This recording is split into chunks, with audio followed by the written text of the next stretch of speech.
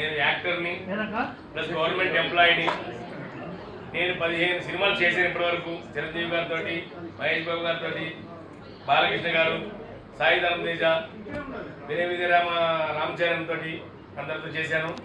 నాకు 19లో మా dialogue king Chalapathi మా ఆఫీస్కి సిద్ధాంతి గారి పేరు మీద ఆయన పరిచయం చేశారు 2019. అప్పటి నుంచి మేము కంపెనీ అవుతున్నాము.